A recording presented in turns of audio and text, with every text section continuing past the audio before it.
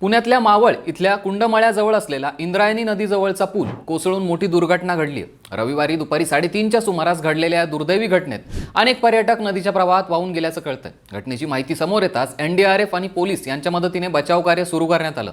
या दरम्यान 38 जणांचा जीव वाचवण्यात यश आलं। जखमींवरही हॉस्पिटलमध्ये उपचार सुरू आहेत।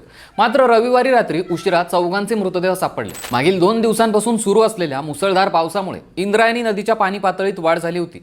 अशातच पर्यटकांना वाचवण्याचे प्रयत्न सुरू होते, पण बचाव कार्यात अडथळे येत होते। ही घटना घडली कशी तर शेतकऱ्यांना ये-जा करण्यासाठी बांधण्यात आलेल्या या पुलावर पावसाचं निमित्त साधून सुट्टीच्या दिवशी एकाच वेळी साधारणतः 100 ते 150 पर्यटकांनी फोटो काढण्यासाठी गर्दी केली होती। अशातच ही घटना घडली। इथे 2 व्हीलर्सना प्रवेश नव्हता, तरी अनेक लोक येण्या-जाण्यासाठी हा रस्ता वापरत होते। त्यामुळे डागडुजी करूनही पूल कमकुवत झाला असल्याचं राष्ट्रवादीचे आमदार सुनील शेळके यांनी म्हटलंय। पर्यटकांनी सेल्फी काढण्याच्या नादात आपला जीव धोक्यात घालू नये असं आवाहन राज्याचे जलसंपदा आणि आपत्ती व्यवस्थापन मंत्री गिरीश महाजन यांनी केलंय।